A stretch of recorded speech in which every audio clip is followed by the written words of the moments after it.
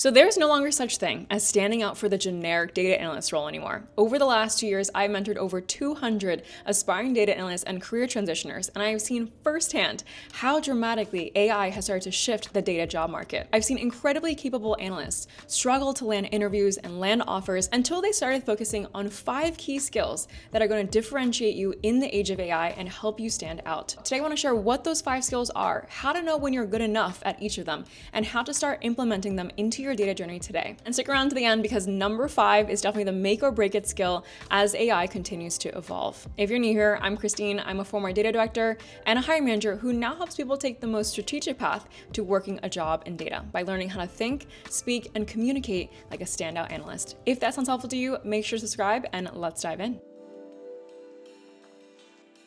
So if you've been sending out tons of applications, but getting nothing but auto-rejections, the problem isn't you. It's the fact that the job that you think you're applying for doesn't actually exist anymore. So here's what happened. Back in 2022, entry-level data positions were everywhere. They would list SQL, Excel, visualization software, and preferably some domain knowledge. And that was basically your ticket in.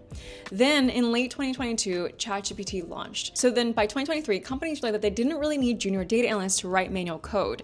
And instead, they'd rather hire someone who was a bit more advanced who could use AI to write that code instead. Then in 2024, LinkedIn and Business Insider both reported that there was a significant decline in the number of data analyst postings out there. And that's why your generic data analyst resume isn't landing any interviews. So it looks like there are less generic data analyst titles, but there is a whole new landscape of data analyst titles that are popping up instead. These are titles like Insights Manager, Content Strategy Analyst, Operations and People Analyst. That's because companies are no longer looking for a list of tools.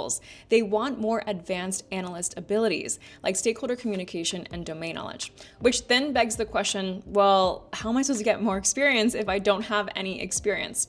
The thing is, you do not need a data analyst title to start thinking and speaking like a more experienced analyst, but you do need to start practicing and implementing the skills that go beyond the technical tools that are going to show that you are an AI-enabled analyst that companies actually want to hire. By the way, if you've been applying to jobs or you're feeling overwhelmed about how to make this transition into data on your own, I can help with that. I have a mentorship program where we train the exact skills that we're going to be talking about in today's video. And on average, students who land jobs within the program do so with an average of just 80 resumes, because they're using a focused strategy and getting direct one-on-one feedback from me as a former hiring manager. So if you're interested, you can check it out below. It's not for everyone, and the program is quite selective because we only work with people who are serious about transitioning into data. So if that sounds like you, check it out below. I'll be sending invites out for a small group info session with me very soon. Your domain knowledge is actually going to be your Trojan horse to landing a job in data. And I know this might sound counterintuitive because a lot of people think that the hardest part is actually proving that you have the technical skills. But the thing is, I would much rather teach SQL to someone who already knows the business metrics than to teach business metrics to the person who only knows how to write code. And this is because if you already have an understanding of that background business context, you're going to be able to ask AI to write SQL in seconds. But just because you know how to write SQL doesn't mean that you know how to pull data in a way that's actually useful to the company. Now, one of the questions I get asked really often is, well, Christine, I have a background in this one field, but I don't want to pigeonhole myself into that field forever. And I totally get it. This is something that a lot of students come to me with. Now, let me give you a practical example for how we can use this as leverage when moving to a data role while still transitioning into a different kind of field. So one of my students, Diana, had worked as a quality engineer at Volkswagen, and she didn't want to get stuck in quality roles forever, but her main focus was to move into an analyst role. And so instead of running away from the quality background, we actually leaned into it and focused her resume and application strategy on positions that were specifically looking for quality and operations understanding. Now, this is experience that she had built over years that few other applicants could compete with. And so when she targeted transportation and operations companies that valued that background experience, in just 3 months, she was able to land her first data analyst job as a quality data analyst at the San Diego International Airport. Now, the thing is, now that she's at this new company, the position is wholly different from her working as a quality engineer at Volkswagen. She's working on actual analyses with different stakeholders and collaborating across a variety of different kinds of teams, which is exactly what she wanted to do. That's the power of using your domain knowledge. It shouldn't be counted as baggage. It should be counted as leverage. So what does good enough actually look like when it comes to domain knowledge? Well, the first benchmark is that the first few bullets of your resume should show projects or work experience that align in terms of the metrics of the industry that you're applying to. to. So if you're applying to marketing analyst roles, for example, you should ideally have a project or more recent work experience that shows your work with marketing relevant metrics. The second is that you should be able to confidently explain the top 5 to 10 metrics in that industry. And the third is that when you look at a data set related to that industry, the terminology isn't completely foreign to you. So for example, if you're applying for marketing analyst roles, if you were to open up a marketing data set, you should be able to find your way around those columns without needing a complete data dictionary explaining what every single column means. So how do you actually start doing this? Well, first you should pick 2 target industries. Ideally one that is related to an industry that you already have experience in, and maybe another industry that is adjacent to that field. Then start studying the metrics related to those businesses. If you want, I actually have a business metrics freebie below, which talk about the top metrics in popular data industries, as well as what stakeholders care about them and how to actually speak about them. Now, the majority of hiring managers say that what makes someone stand out is their personal brand. And this is important because it comes across in how you respond to the question, tell me about yourself. It comes across in how you narrate your resume, and it even comes across in how you portray yourself on LinkedIn. So let's take the example of one of my former students, Joe. He was a former high school math teacher, taught himself SQL, Python, did some portfolio projects, and even had a bit of data experience as a freelancer on his resume. But when he applied to data analyst jobs, he got nothing back. He got 0 interviews.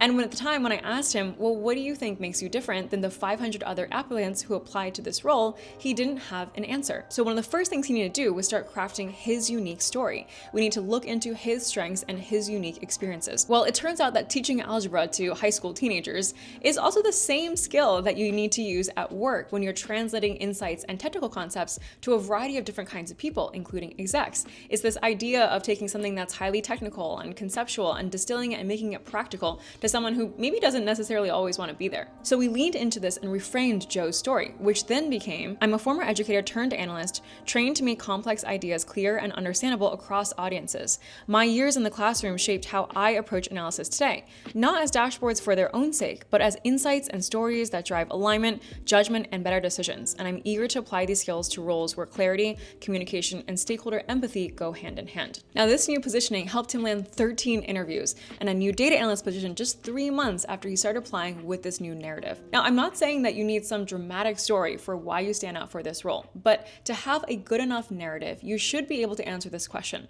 Why should a hiring manager prefer you over the 4 to 5 other generic analysts that they're interviewing this week? So here's a good exercise to get started. You can fill in the blanks for this statement. My background in blank, to develop my strengths in blank, I'm targeting blank kind of roles where I can leverage these skills to blank. So for example, my background in customer success strengthened my ability to understand user and stakeholder requests.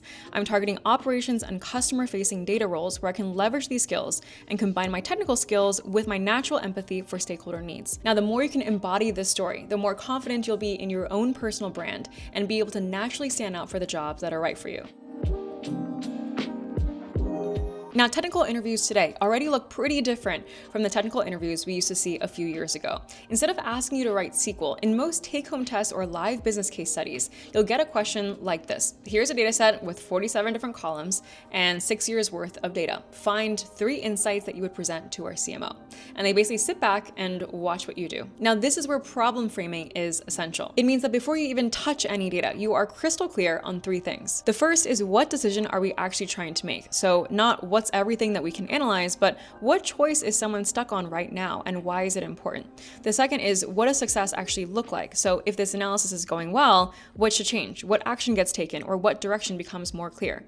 And third is, what lens actually matters? So what metrics, what segments, what dimensions, what time frame would genuinely influence that decision, and which ones are just noise?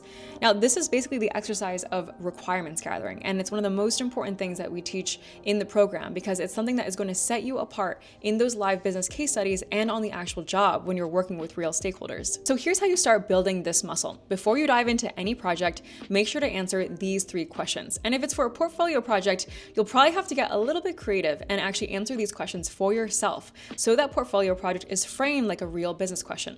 And yes, you can definitely use AI as your sparring partner here. Paste in some vague stakeholder requests into ChatGPT and ask, what are some clarifying questions that I should ask the stakeholder or that I should narrow in on for this portfolio project to make sure that I scope the project correctly.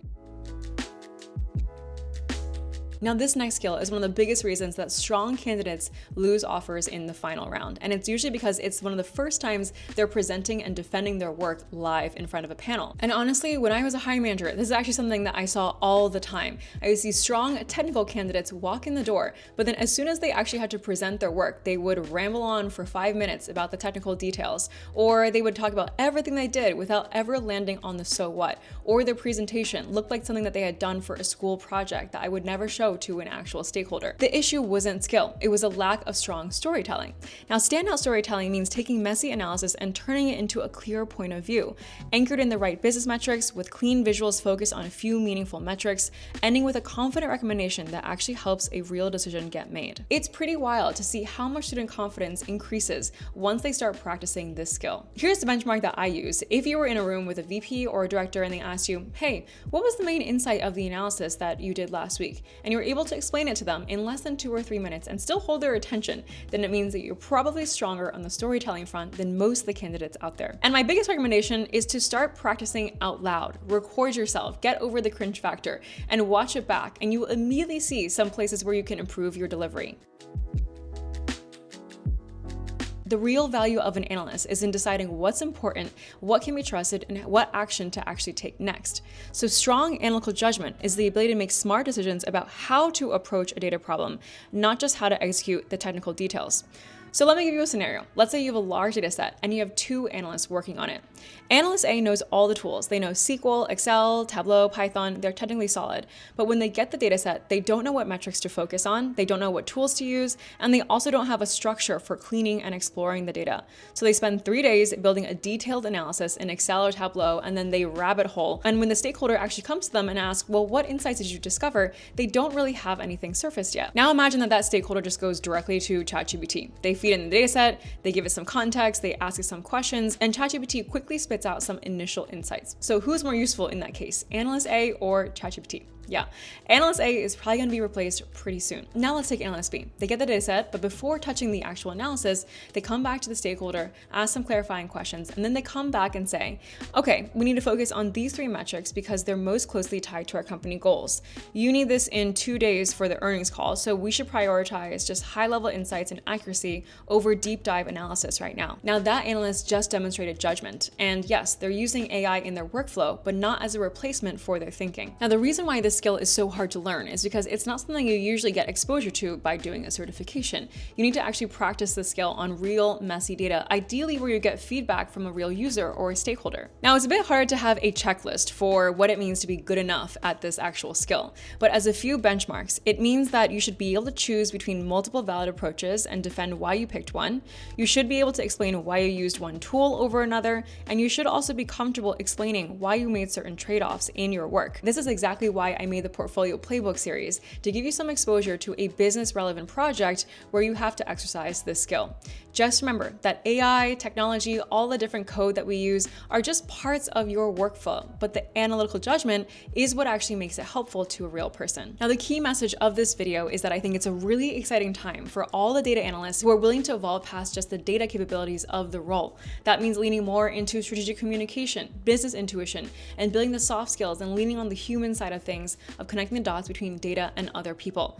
The world is changing, whether we like it or not, and instead of trying to compete with AI and being afraid of it, we should lean into the soft skills that are going to enable us to work effectively with it.